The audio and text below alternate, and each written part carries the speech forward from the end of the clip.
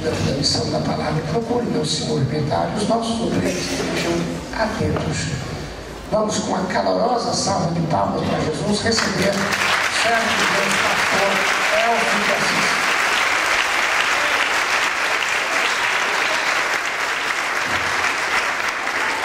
A paz do Senhor. Tome vossos assentos, por favor. Deus seja agradecido, louvado para todos sempre pela oportunidade de estar aqui mais uma vez nesta igreja abençoada, com o pastor Adelino. Que a mão de Deus, de uma maneira especial, continue estendida sobre a vida dele e sua digna família. O Senhor Deus é bom e sua misericórdia dura para sempre. Amém. Louvado a Deus pela vida do Rodney. Deus abençoe. Que o Senhor Deus seja o seu galardão e que a misericórdia do Senhor sempre seja uma realidade na sua vida. Amém. Deus te abençoe poderosamente. Amém.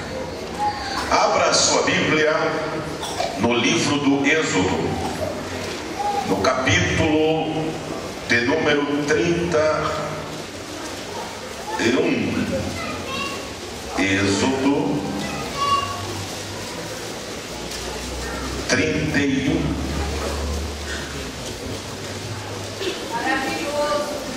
Êxodo 31, versículo 18. Êxodo 31, verso 18. Quem achou, diga amém. E deu a Moisés, quando acabou de falar com ele no monte Sinai, as duas tábuas do testemunho, tábuas de pedra, escritas pelo dedo de Deus. E deu o Senhor a Moisés, quando acabou de falar com ele no monte Sinai, as duas tábuas do testemunho, tábuas de pedra, escritas pelo dedo de Deus. Amém.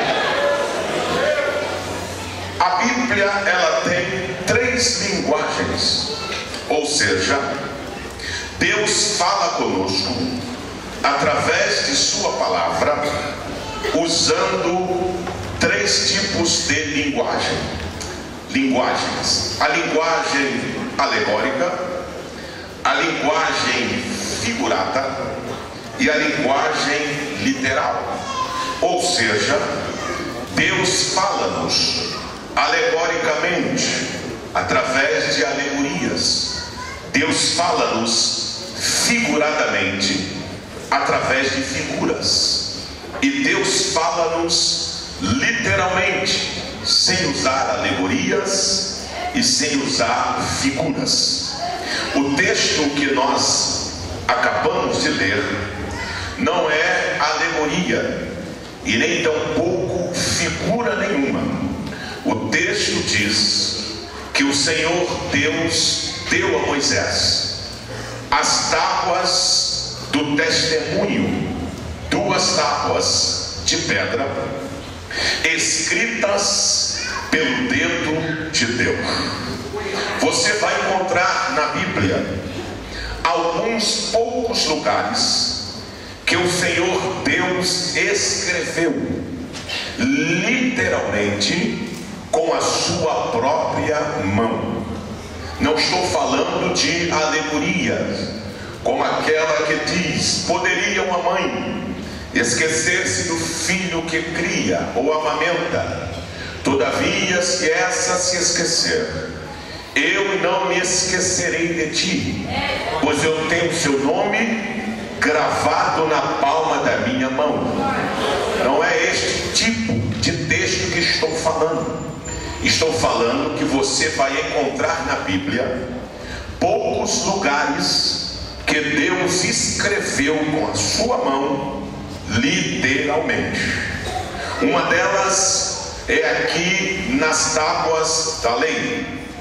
A outra vez que Deus escreve com a sua própria mão é quando Beltesazar dá um grande banquete para 1000 de seus convidados. E quando um certo tempo da festa, do banquete, ele resolve beber vinho nos cálices consagrados a Deus. E diz a Bíblia que quando ele bebe do vinho, aparece na parede estucada do palácio parte de uma mão misteriosa e escreve a sua sentença. Todos nós entendemos que aquela mão foi a mão do Todo-Poderoso, ao ponto do rei Beltesazar empalidecer, mudar o semblante, as juntas de seus ossos relaxam e ele bate com uma perna uma na outra. Deus escreveu na parede literalmente. Todos viram a escritura. A outra vez que você encontra Deus escrevendo literalmente é na pessoa bendita de Jesus, quando ele está no templo pós descer o Monte das Oliveiras, que trazem aquela mulher que fora flagrada em um ato de adultério, e a Bíblia diz que enquanto eles acusavam a mulher, Jesus escrevia na areia, literalmente. Outra é esta passagem aqui, que Deus escreveu com o seu dedo nas tábuas da lei. Na verdade, quando o profeta Isaías, profetizando acerca da nação de Israel, ele diz: fui eu quem te criei, ó Jacó, e que te formei, ó Israel. Não temas. Não precisa de revelação de texto para saber que Jacó é uma criação e que Israel é uma formação. Ou seja, Jacó é criação e Israel é formação. Como foi que Deus criou Jacó e como foi que Deus formou Israel? Deus criou a nação de Israel dentro dos termos do território egípcio, quando para lá desceram na caravana de Jacó 70 pessoas, quando este foi ver o seu filho José, que estava vivo. E destes 70 ou destas 70 pessoas, Deus criou uma nação debaixo do jugo da servidão da dinastia faraônica por cerca de 430 anos, abaixo do chicote. Essa nação foi criada sob jugo pesado, e essa nação cresceu com jeito de escravo, pensamento de escravo, jeito de escravo, paladar de escravo, pensamento de escravo. E quanto mais Faraó oprimia, mais a nação crescia. Porque quando Deus está criando, ninguém pode impedir a criação de Deus. Quando Deus pós o cativeiro egípcio, ele vai libertar Israel. Veja como Deus faz. Deus escolhe um homem cujo nome era Moisés.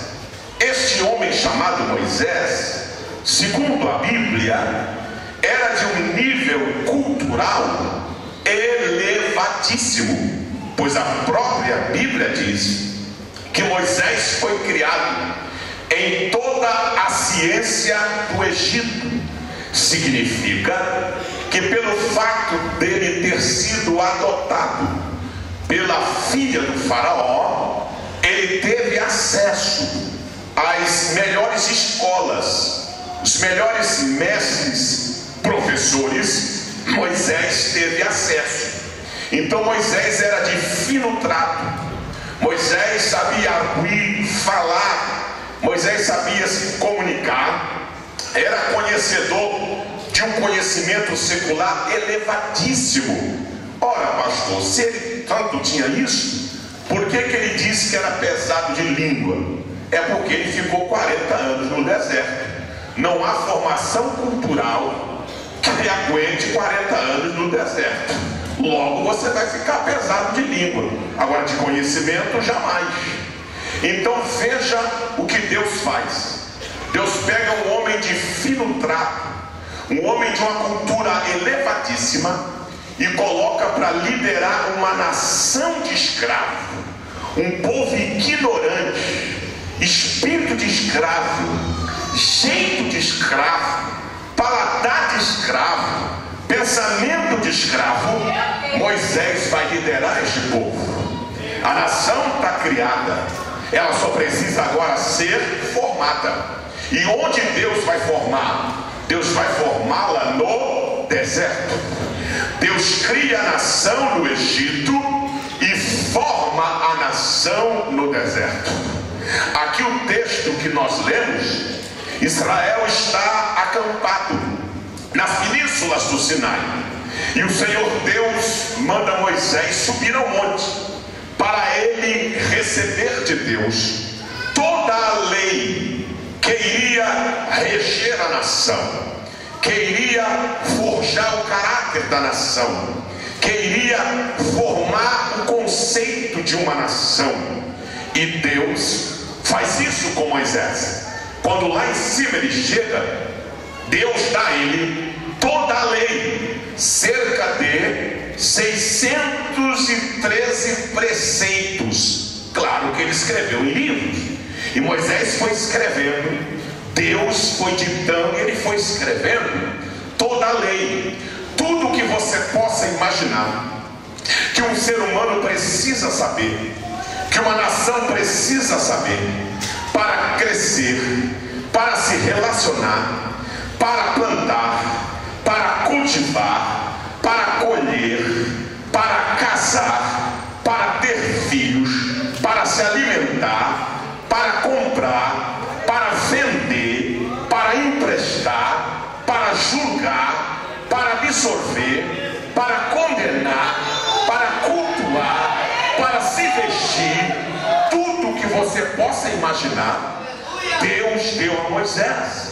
para Moisés ensinar o povo, até a lua de mel. Sabiam disso? Deus disse, 2 anos é o período da lua de mel. Tá bom para vocês? 2 aninhos? Quer ver outra? Até a dieta alimentar. Deus disse, vocês podem comer isto e não podem comer isto. Vocês podem beber isto e não podem beber isto. Ah, queremos frutos do mar. Não tem problema nenhum. Os frutos do mar vocês podem comer estes e não podem comer estes. Tudo que você possa imaginar, Deus deu a Moisés. A nação ia ser formada. Depois que Deus dá toda a lei, Deus vai entregar a Moisés o decálogo. O que é o decálogo? O decálogo são os 10 mandamentos, escritos em 2 tábuas de pedra. O que eram os 10 mandamentos, pastor?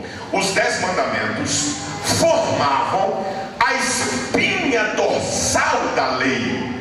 Tudo que Israel fosse julgar, condenar ou absorver estava baseado nos 10 mandamentos, a espinha dorsal da lei.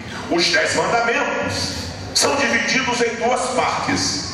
Uma parte fala do relacionamento do ser humano para com o seu próximo, a outra parte do ser humano para com Deus. Lembra quando Jesus disse, quantos mandamentos Moisés vos deu? Disseram 10. Jesus disse, pois é, basta fazer 2. Ama o teu próximo como a ti mesmo, e a Deus acima de todas as coisas. Cumprindo os 2, estarão cumprindo os 10. Ali nas tábuas estava registrado o que Deus queria para a nação. Deus registrou nas tábuas seus princípios, preceitos, sua aliança, seu zelo, seu carinho, seu cuidado, seu amor, estavam ali registrados nas tábuas de pedra. Deus entregou a Moisés 2 tábuas aonde o dedo dele escreveu. Você não entendeu?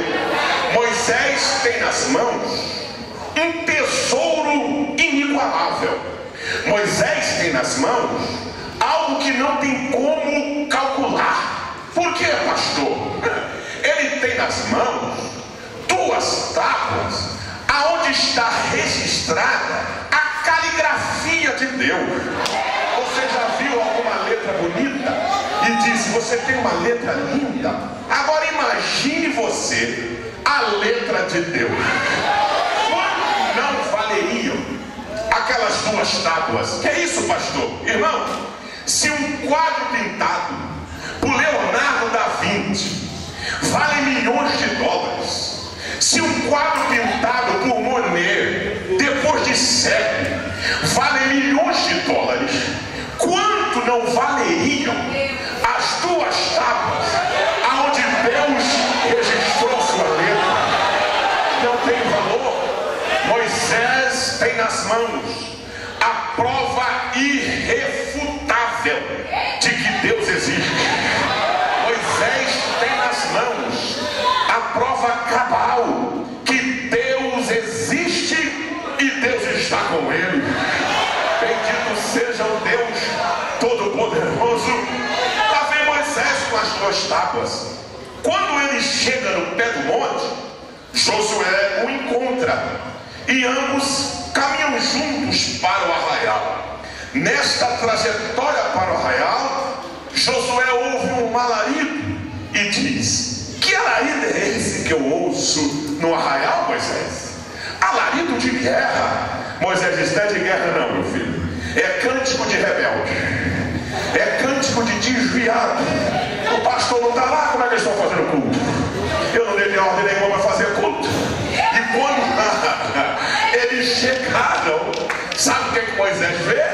Vê a nação de Israel, uma parte dela, em volta de um bezerro de ouro, cantando louvores, adorando aquela imagem daquele bezerro, e diziam em alto e bom som: esse é o Deus que nos tirou do Egito, este é o Deus que abriu o mar vermelho, esse é o Deus que vai nos guiar, para onde ninguém sabe, mas vai nos guiar. Esse é o Deus a quem devemos adorar.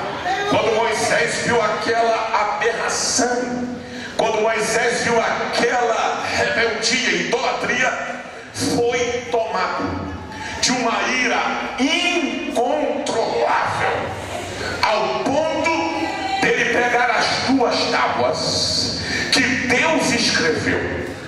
Ele pegou as 2 tábuas que Deus registrou preceitos, que Deus registrou a aliança, porque isso é uma aliança, é aliança mosaica. Moisés pegou as tábuas que Deus registrou carinho, que Deus registrou os mandamentos que iria mudar a história de Israel, e toda a humanidade basearia-se nos 10 mandamentos, porque é assim que é. Moisés pega os 10 mandamentos, as tábuas, e quebra as tábuas que Deus havia dado a ele. Coloca fogo no bezerro, bate até virar pó, bota o pó em água, dá para Israel beber, e naquele dia caíram ao fio da espada 3.000 idólatras. Resolveu o problema, Moisés? Mais ou menos. Matou os idólatras? Matei. Israel está livre deles? Está. Mas tem um outro problema. Qual? Você não tem as tábuas. Você quebrou as tábuas. Você destruiu aquilo que eu registrei. Você quebrou. Você foi tomado de uma ira. Israel agora não tem as tábuas do testemunho. Por que ela era importante? as tábuas eram do testemunho. Quando alguém olhasse para as tábuas, dizia: foi Deus que escreveu. Foi Deus que escreveu. Foi Deus que escreveu. Não tem erro, foi Deus que escreveu. Moisés quebrou as tábuas dos testemunhos. E agora, nós devemos adorar ao Deus de Israel, porque Ele não é homem, Ele é Deus Todo-Poderoso. No capítulo 34, o Senhor diz a Moisés, no verso 1: Moisés, sim, Senhor, lavra-te 2 tábuas, iguais a que você quebrou. Suba novamente o monte, porque eu, o Senhor, isso é lindo, escreverei as mesmas coisas. Que riqueza! Olha a riqueza.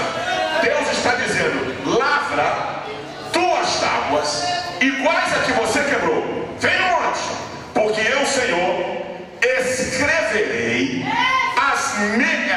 Não vou mudar nada. Eu vou escrever as mesmas coisas. Eu não vou acrescentar e nem vou retirar. Eu vou escrever as mesmas coisas. Oh, glória ao nome de Jesus de Nazaré. Eu não sei se no decorrer da tua trajetória você quebrou a aliança. Eu não sei se no decorrer da tua trajetória você quebrou as tábuas.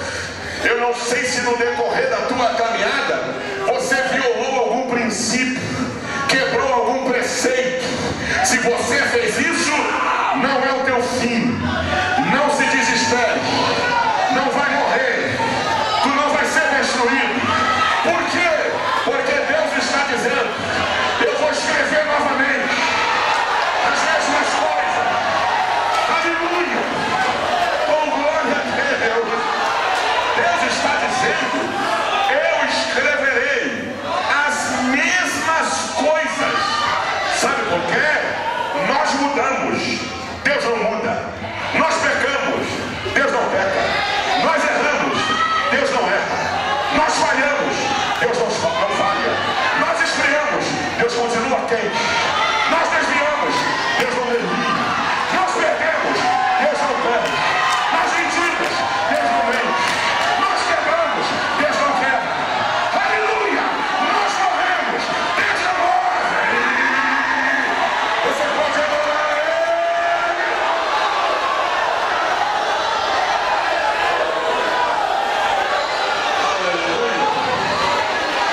Aleluia! Aleluia! Aleluia! Aleluia! Deus ainda tem para você as mesmas coisas. Deus ainda pensa a teu respeito coisa boa. Deus ainda tem para você coisa linda. Deus ainda tem para você coisa maravilhosa. Vamos ler um texto. Olha o que a Bíblia diz. No capítulo 24 do Êxodo, versículo de número 12. Então disse o Senhor a Moisés: sobe a mim ao monte, fica lá, e dar-te-ei tábuas de pedra, e a lei, e os mandamentos que tenho escrito para os ensinar. Esse versículo está falando das tábuas que Moisés quebrou. E pelo que está escrito aí, definidamente está assim: te darei os mandamentos, a lei que tenho escrito. O que a gente entende é que as tábuas que Moisés quebrou, quando lá ele chegou, elas já estavam prontas. Deus já tinha escrito nas tábuas. Deus simplesmente entregou para ele. E as outras coisas Moisés escreveu no livro. Mas as tábuas, pelo que está escrito, já estavam prontas. Estas Moisés quebrou. As que Deus lavrou, Moisés quebrou. Deus diz no capítulo 34: agora, Moisés, tem uma coisa: eu vou escrever tudo novamente, mas não vou lavrar a tábua, não. Quem vai lavrar vai ser você.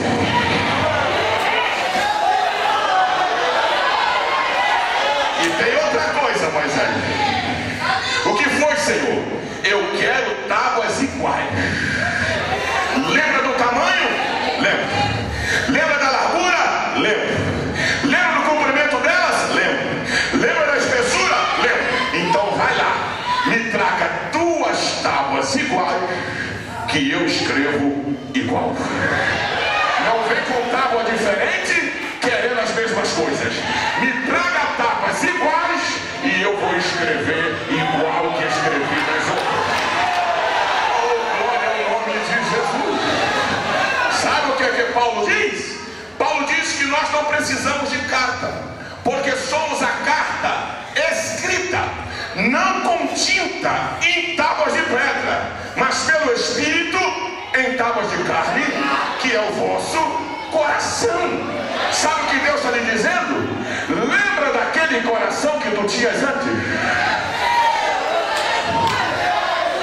Lembra daquele coração de adorador? Lembra daquele coração alegre? Lembra daquele coração que palpitava? Lembra daquele coração que bem você chegava na igreja, já sentia a presença do Eterno? Deus está dizendo: me traga aquele coração.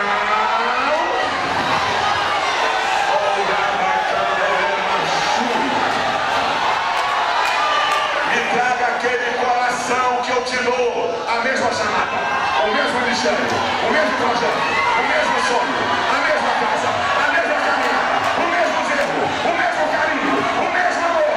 Recebe aí, eu te darei.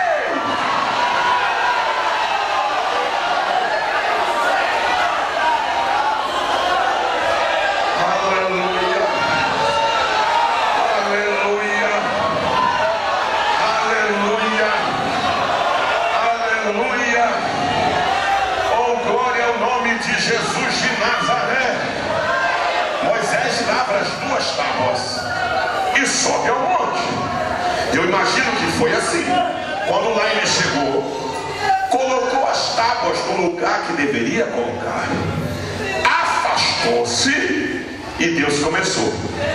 Número 1.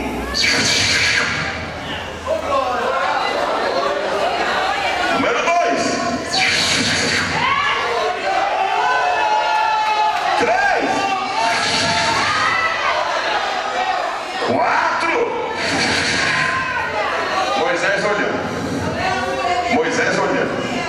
A Bíblia diz que ele foi encharcado de glória. Enquanto Deus escrevia na pedra, Moisés se enchia da glória. Enquanto Deus escrevia nas tábuas, Moisés se enchia da glória. Enquanto Deus rabiscava na tábua, Moisés era abastecido da glória. As duas primeiras tábuas, quando Moisés as recebeu, não houve tanta glória assim. Mas na segunda que Deus vai escrever, existe uma glória maior. Por quê? Porque a glória da segunda casa, ela será maior do que a primeira. Sabe o que Deus está lhe dizendo? Vai, canto, vai. Aleluia, aleluia, aleluia. Sabe o que Deus está dizendo? Que a segunda chance vai vir maior do que a primeira.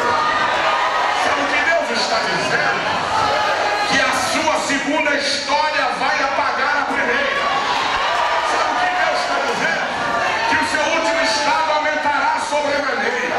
Sabe o que Deus está dizendo? Melhor é o fim de todas as coisas do que o começo dela. É preciso entender que o renovo, ele é mais forte que o novo. Se o renovo não for mais forte que o novo, ele não é renovo. Por quê? É melhor ficar com aquilo que era novo, ficou velho. Se ele é renovo, o que ele vem? Ele vem para suplantar aquilo que envelheceu, aquilo que apagou. Isso está bem registrado aonde, pastor? No livro de Jó, no capítulo 14, a partir do verso 1, o patriarca Jó está na prova. E ele faz uma analogia. Nesta analogia ele coloca o homem e ele coloca a árvore. E ele vai analisando ambos. E ele diz: olha, Senhor, eu tenho visto que a árvore, ela leva vantagem. Porque o homem, se ele cair, morrer, ele fica prostrado. Qual é a intenção de Jó? Ele está na prova. Então ele quer saber se ele pode morrer e depois ele pode viver novamente. Aí é fácil passar na prova. Vem a prova, morre, Elvis. Acabou a prova, vive, Elvis. Aí é fácil. Por isso ele diz: oxalá que eu lhe escondesse da sepultura, até que de mim passasse essas coisas. Mas ele quer saber se ele morrendo pode voltar. Deus não responde, porque ele pergunta 14:14. Morrendo o homem, porventura tornará a viver? Mas antes a árvore não. A árvore, ela cresce. Se o lenhador cortá-la no tronco e o tronco apodrecer, ao cheiro das águas brotará de novo. Por quê, meu filho? Porque a árvore, ela não cresce para cima primeiro. Antes de crescer para cima, ela cresce para baixo. A força da árvore não está em suas folhas. A força da árvore não está em seu caule. A força da árvore não está em seus galhos. A força da árvore não está em seus frutos. A força da árvore está na sua raiz. Por que que a igreja não é destruída? Por que que a igreja não é destruída? Jesus disse: as portas do inferno não prevalecerão contra ela. Por quê? Porque a raiz dela não está para cima, está para baixo. Quando pregaram Jesus e colocaram no sepulcro, a Bíblia diz que ele não ficou lá. Onde ele foi? Ele desceu. Ele desceu. Ele desceu. Foi até lá embaixo. Pregou para os espíritos em prisão. Esmagou a cabeça de Satanás. E só eu estou colocando a raiz da igreja, viu? Eu vim aqui porque eu sou poderoso. Ninguém pode destruir a igreja. Tem gente que acha que a igreja, ela está acuada. Ora aí, irmão. Ora porque o diabo se levantou contra a igreja. Ora porque a igreja está sendo perseguida. Aí não, essa não é a postura do versículo, que as portas do inferno não prevalecerão contra a igreja. Não é essa a postura. Não é a igreja que está acuada. A Bíblia diz: as portas do inferno não prevalecerão contra ela. Como é que é, pastor? A analogia é a igreja que vai embora na frente. Olha uma porta do inferno ali, tem duas opções: ou sai ou fica. Se ficar, a gente atropela, porque nós somos a igreja do Deus vivo. Então, a árvore é o crente. Você como crente, eu como crente, não posso crescer para cima primeiro. Primeiro, eu tenho que crescer para baixo. Eu tenho que me aprofundar. Eu tenho que estabelecer os meus critérios. Eu tenho que estabelecer a minha base para baixo. Para baixo. Pastor, mas está demorando demais eu crescer para cima. Esquenta a cabeça não, vai para baixo. Bota a raiz lá embaixo. Estabelece a raiz lá embaixo. Oh, glória a Deus.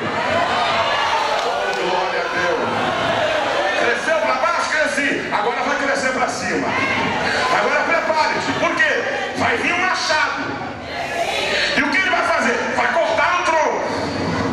Vai arrebentar com você no tronco. E o tronco vai apodrecer. E aí vão olhar e vão dizer assim: já era. Dali não sai mais louvor. Dali não sai mais mensagem. Dali não sai mais nada. Dali não sai mais graça. Dali não sai mais unção. Dali não abre mais uma filial. Dali não tem mais um culto abençoado. Por quê? Porque as pessoas só conhecem você do solo para cima. Ninguém conhece você do solo para baixo.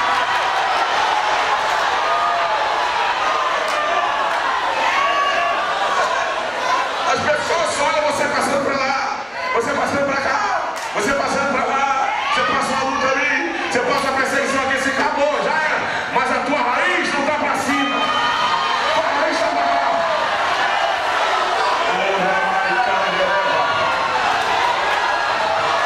Oh, glória a Deus. Oh, glória ao nome de Jesus. Oh, glória ao nome de Jesus de Nazaré. Você pode adorar a Ele. Você pode bendizer o nome dEle. Você pode magnificar a grandeza desse Deus. Aleluia. Taca fogo numa floresta. Taca fogo numa floresta.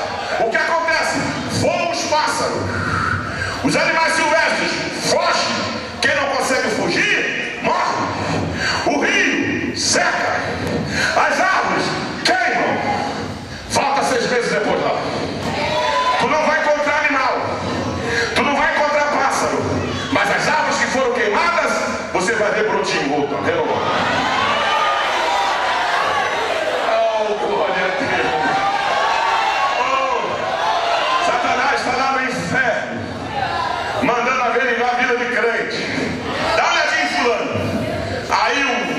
O subordinado dele vem e disse: ih, chefe, cortou no tronco.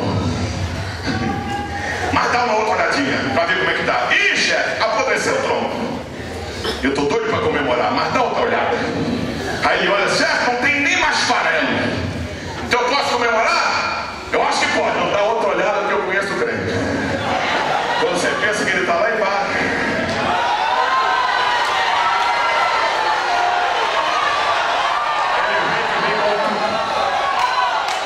aí o subordinado dele vem, olha, e o chefe diz: e aí?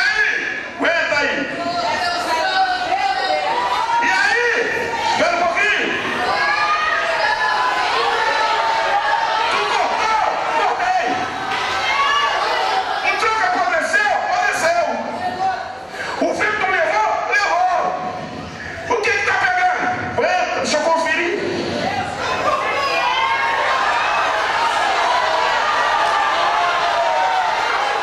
Cancela a festa.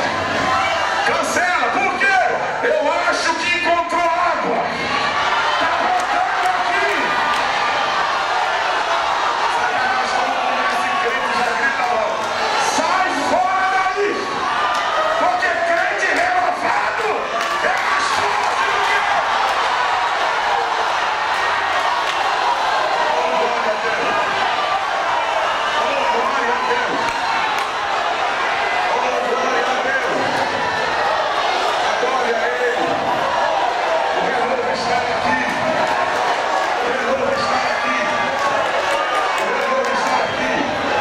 O renovo está aqui. O renovo de Deus está aqui. O renovo de Deus está aqui. O renovo de Deus está aqui.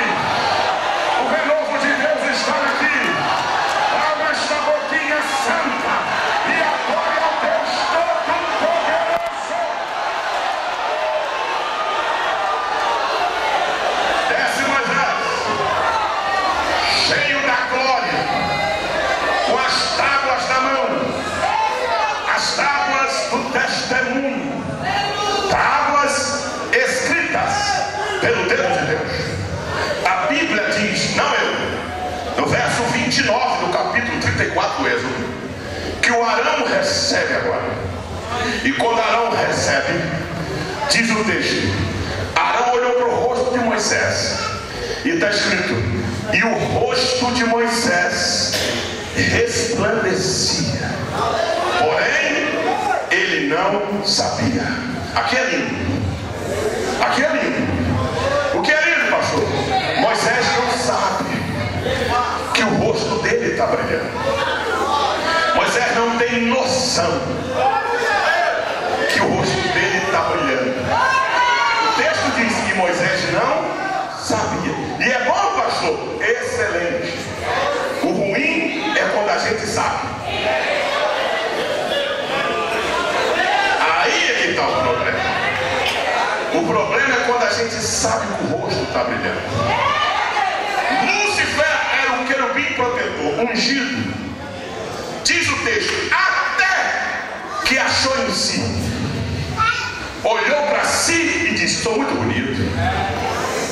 Não, a minha beleza não condiz com o cargo que eu ocupo. Esse cargo que eu ocupo não condiz com a minha beleza. Já sei, subirei. Ele nunca quis ser maior do que Deus, porque ninguém pode querer ser maior que Deus, porque Deus é o começo e o fim de todas as coisas. Depois de Deus não tem mais nada. Então ele quis ser semelhante. Subirei às mais altas alturas e serei semelhante ao Altíssimo, porque achou em si formosura. Moisés não sabia. O ruim é quando a gente sabe.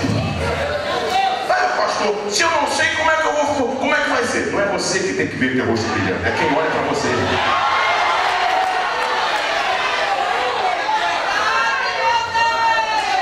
Deixando a modéstia de lado. Aqui nessa igreja tem ninguém que prega mais do que eu. Olha o rosto brilhando.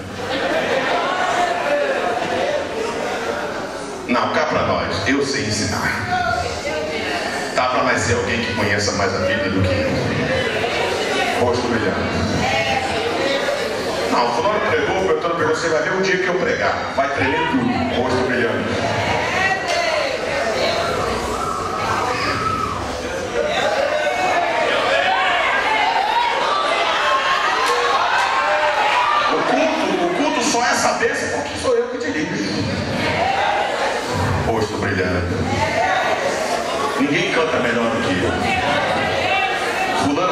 mas igual a mim está difícil.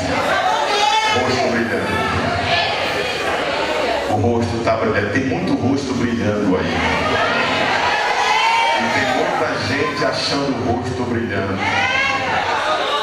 Existe uma coisa que a pessoa não consegue esconder por 1 minuto, ou até menos. O que, pastor? A soberba. Você consegue esconder muita coisa, mas a soberba a pessoa não consegue esconder conversando com você em 20 segundos. Ao conversar, ela já mostra que é soberba. Meu rosto está brilhando. Estou sentindo assim uma glória no meu corpo. Eu não gosto nem de dar muita confiança, que é para a glória não acabar.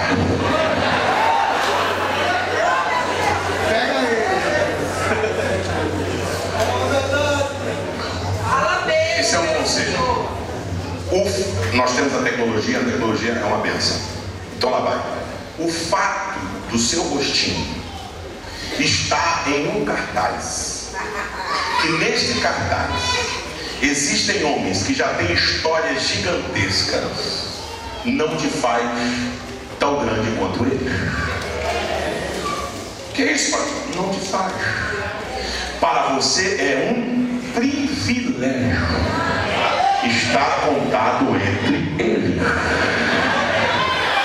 Porte-se desta maneira, que um dia tu serás até maior do que ele. Em nome de Jesus. Saiba que teu mineiro é o menor da casa de teu pai. E tu irás vencer com 300 como o Gideão venceu. Você pode adorar a Jesus? A Bíblia diz que o rosto de Moisés ele não sabia. Aí a reunião dos dois. Essa aqui é demais. A Bíblia diz que a glória do rosto de Moisés era transitória, desvanecia, acabava se olhasse muito. Aí tiveram uma ideia. Qual ideia? Coloca o véu. Vamos botar um véu. Foi o pastor Elcio não viu, foi Moisés e Arão, os dois. Coloca um véu. Qual a finalidade do véu?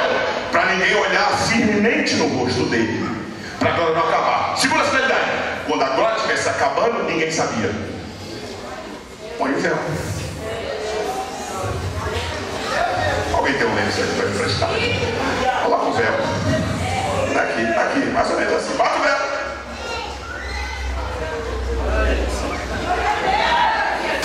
Quem é o próximo da fila que quer falar com o pastor Moisés? Sou eu.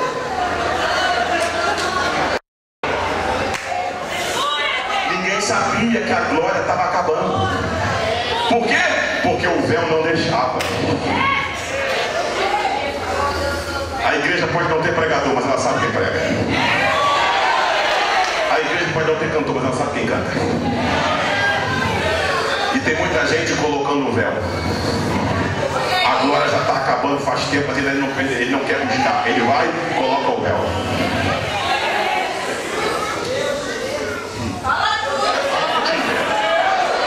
Eu não sei aonde eles aprenderam que cabala, que midrash, que judaísmo traz fé e alimenta a igreja.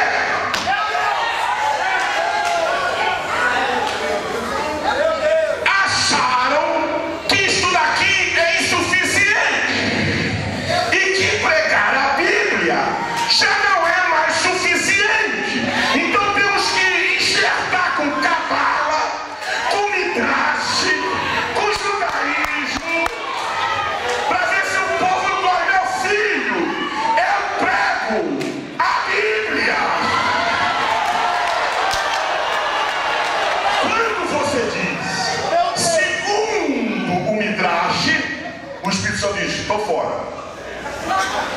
Aí quando você diz, a Bíblia diz, você diz, estou dentro. Aí você escorrega segundo o judaísmo, o Espírito Santo diz, não estou aí não. Mas a Bíblia diz, agora eu estou. Aí segundo o cabalo, o Espírito Santo, nem quero saber de cabalo, depois eu volto. Mas a Bíblia, o Espírito Santo, fica com a Bíblia. Fica com a Bíblia. Fica com a Bíblia. Você trouxe uma Bíblia? Você trouxe a Bíblia?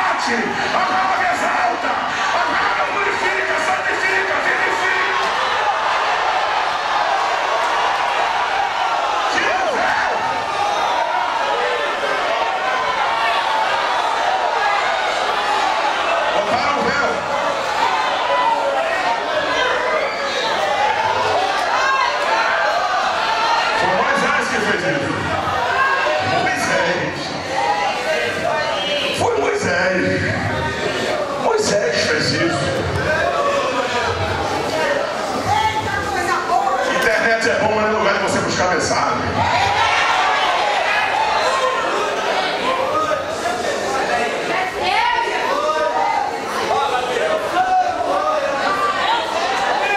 Ninguém levanta às 5 da manhã, 4 da manhã, para pegar esse trânsito infernal, trabalhar o dia todo, sai do trabalho, não passa nem em casa. Vou pro culto, se eu passar em casa, não vou chegar no culto. Senta aí para ouvir cabala, para ouvir litragem, para ouvir isso, eu acho isso uma falta de respeito com a sua fé. Você pode ter acordado de manhã, trabalhou o dia todo, passou nem cá, vem para cá. Você veio aqui ouvir uma porção da palavra de Deus. Hoje é o véu. Está cheio de gente com véu aí. Cantor cheio de véu. Eu não sei como é que a pessoa consegue marcar 3 congressos numa noite para cantar nos 3. Em nenhum lugar ele adorou, só cantou. Véu.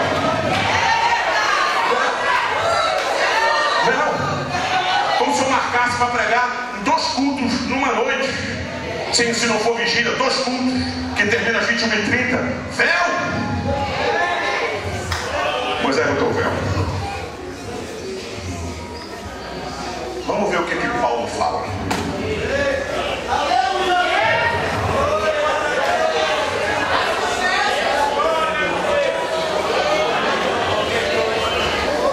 Vamos ver o que Paulo fala do Moisés. 2 Coríntios capítulo 2. Eu nunca vi Elias bater Moisés. Eu não vi João Batista bater Moisés. Eu não vi Jesus bater Moisés. Moisés é a prateleira de cima.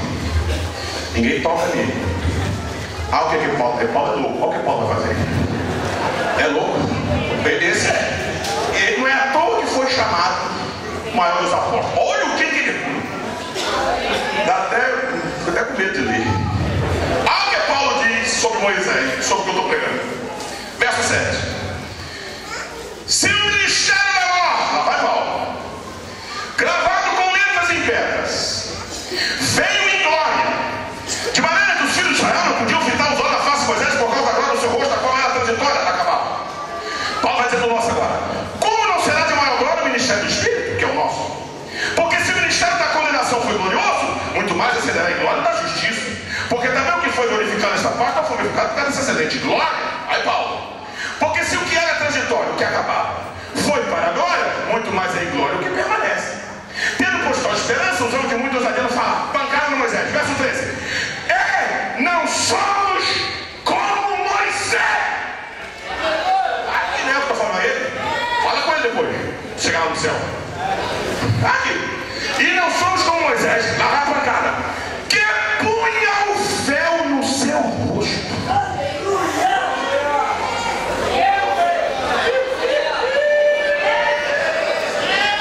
Para que os filhos de Israel não olhassem firmemente para o fim daquilo que era transitório.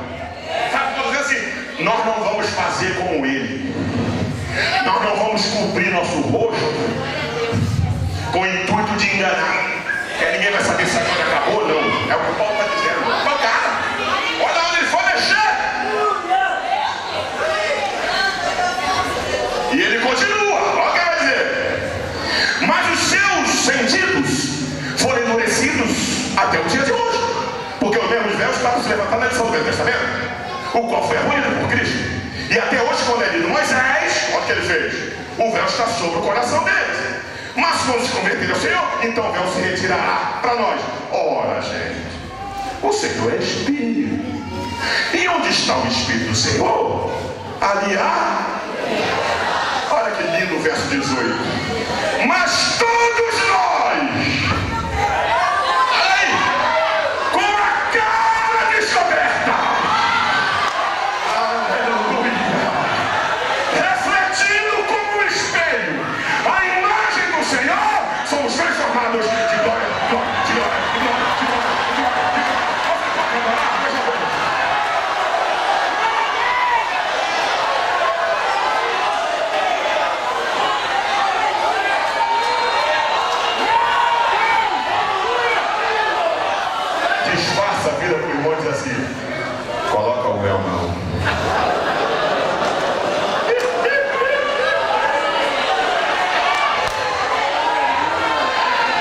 rosto descoberto. Eu quero ver Jesus na tua vida. Eu quero ver Jesus na tua face. Eu quero ver Jesus na tua face. Eu quero ver Jesus. Eu quero ver Jesus. Deixa teu rosto brilhar. Deixa teu rosto brilhar. Deixa!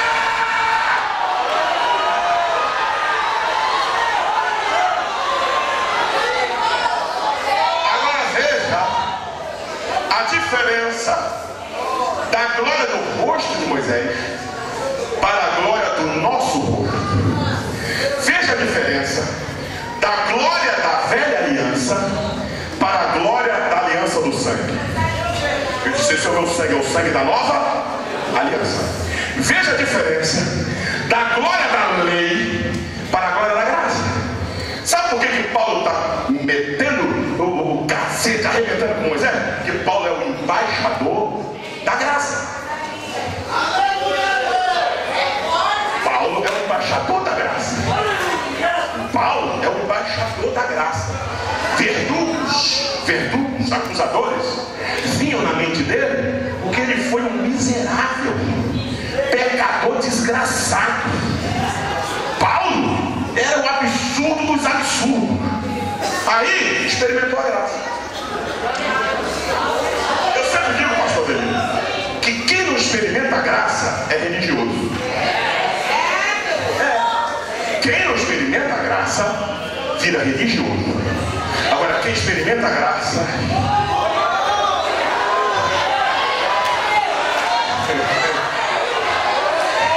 o Paulo disse, o que foi? Mensageiro de Satanás bateram na minha face. Jesus disse, minha graça. Senhor, o que foi? Segunda vez, o que eles fizeram? Bateram na minha face. Minha graça. Senhor, terceira vez, o que eles fizeram? Bateram. A minha graça.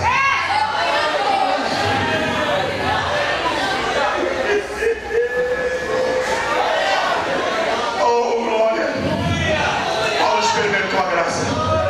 Quem experimenta a graça não acusa. Quem experimenta a graça não julga. Quem experimenta a graça não fala da vida do outro. Quem experimenta a graça não vigia seu irmão. Quem experimenta na graça cuida da própria vida, porque sabe que a sua vida pertence a Deus para trás.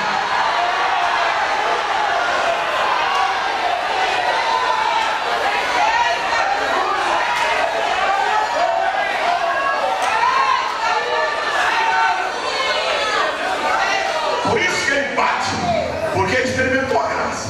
Ele sabe o que é graça. Aí ele diz, a diferença da glória da lei para a glória da graça. A glória da aliança, da velha aliança, da nova aliança. A glória da lei, da velha aliança, era desvanecente. Ela subtraía. Quanto mais eu olhasse o pastor Adelino, mais ela ia embora. Ela ia embora, porque ela subtraía. E a glória da graça? Não é, ela soma. A que Paulo diz. De glória.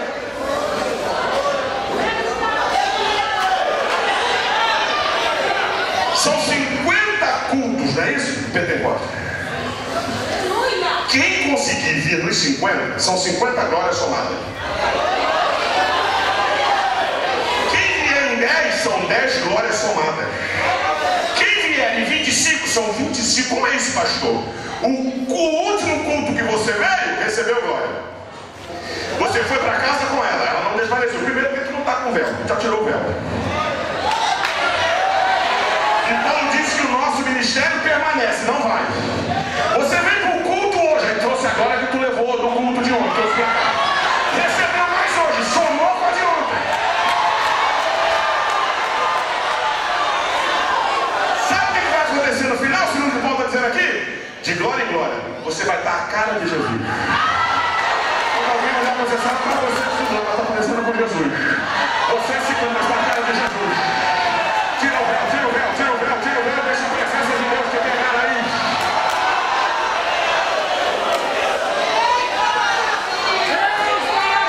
E aqui eu encerro. Só preciso de mais 10 minutos para encerrar. E não vou falar mais do que 10.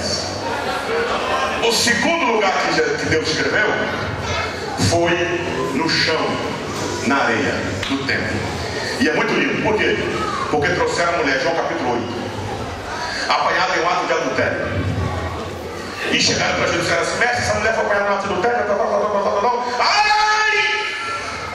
Diz que ela tem que ser apedrejada até a morte. Jesus continua escrevendo. Porque ela foi pega. E tu que dizes? Quem não tem pecado, fica à vontade.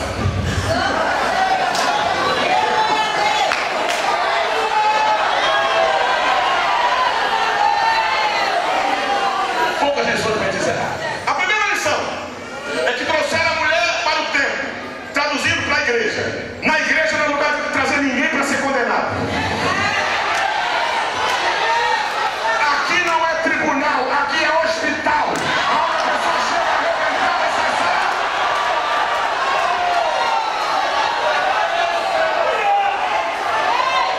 A segunda falha deles, qual, pastor? Se a mulher estava adulterando, ela não poderia estar adulterando com o vento. A lei dizia que tinha que trazer o cabra também. Sociedade machista escondeu o homem e levou a mulher.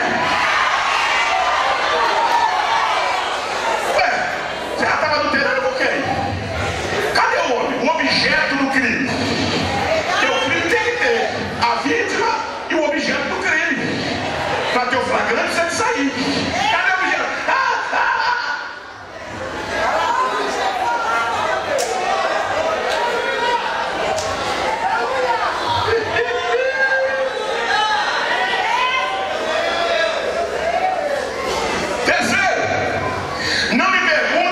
Estava escrevendo.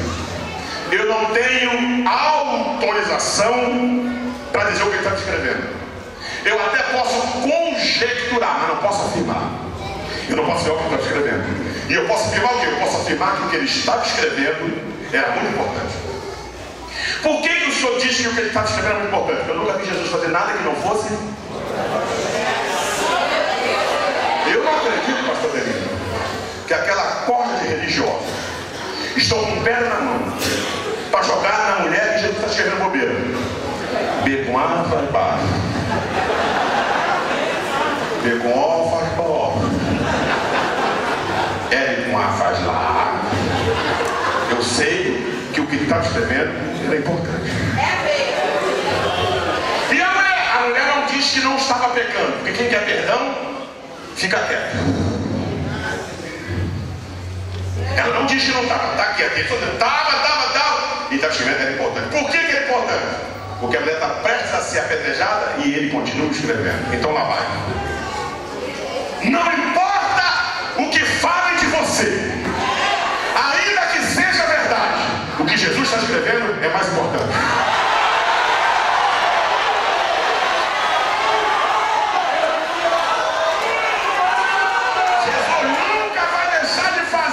Importante para dar ouvido a religioso, fariseu, sem unção, sem graça e acusador.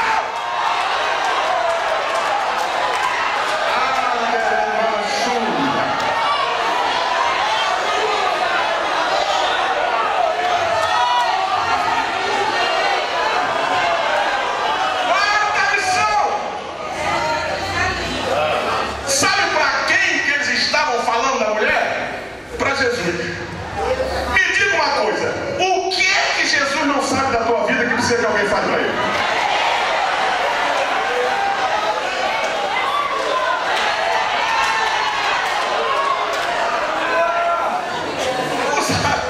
O Zaqueu vai infartar. O Zaqueu disse: eu vou subir na árvore, porque ele era baixinho, baixolento mesmo assim, não conseguia a multidão, eu já fui correndo na frente do árvore. Eu quero vê-lo, vou ver. Hoje eu vejo. Vai dar, se tiver problema no coração, infarta. Vai ver. Aí lá vem a multidão, lá vem Jesus. Aí quando eu chego para a árvore, Jesus olha assim: Zaqueu! Gente, ele me comeu. Quem falou meu nome para isso? Desce, Zaqueu! Eu vou para tua casa hoje! Tu me conhece? Eu conheço você, Zaqueu. Eu conheço teu pai. Eu conheço o pai do teu pai. Eu conheço o avô do teu pai. Eu conheço todo mundo. Eu conheço Noé. Conheço Noé, conheço. Mas Noé, conheço Adão. Como o senhor pode conhecer Adão? Se Adão for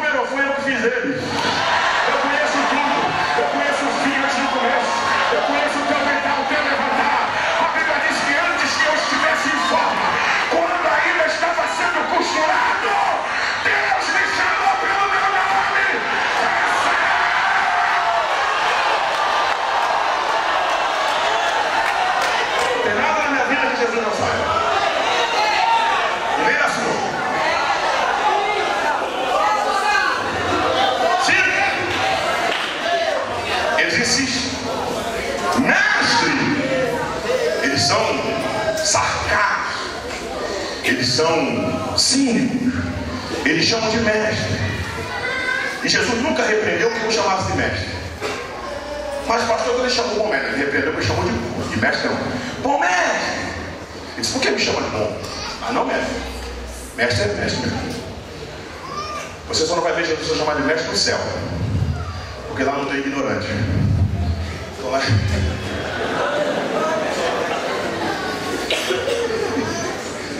Mestre! E tu que dizes? Aí ele, quem não tem pecado, atire a primeira pedra. Com uma frase, ele iguala os acusadores ao acusado. É isso que a graça faz. A graça não elege ninguém melhor. A graça elege todos os piores. A graça não me coloca acima de ninguém. A graça não coloca ninguém acima de ninguém. A graça coloca o mais no menos.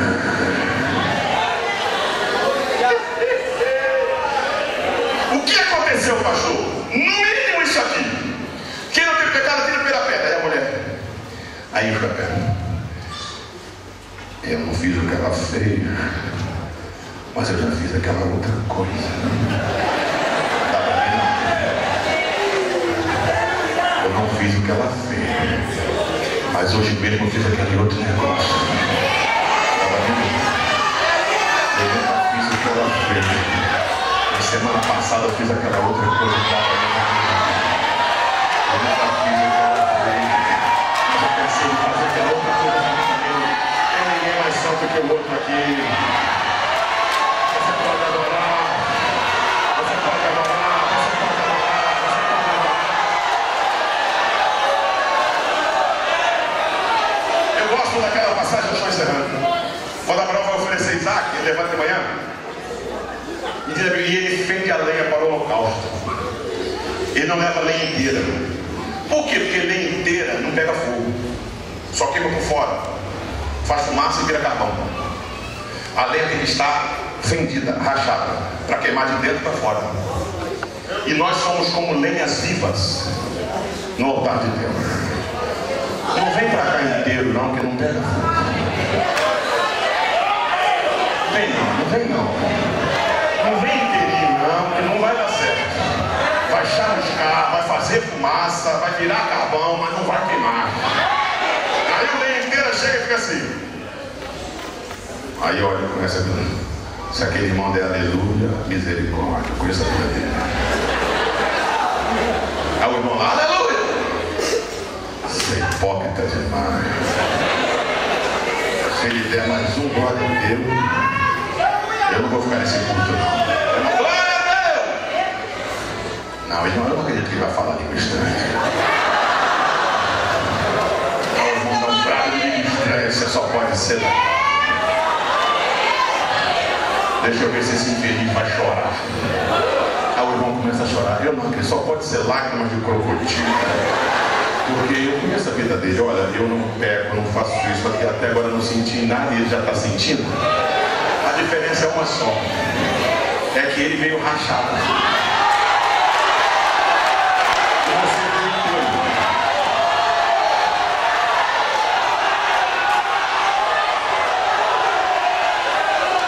Ele já chegou na igreja do amor de Senhor.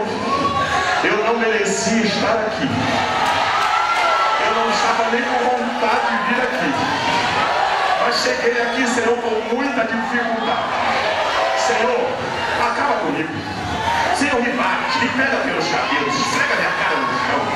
Usa o pastor, usa o cantor,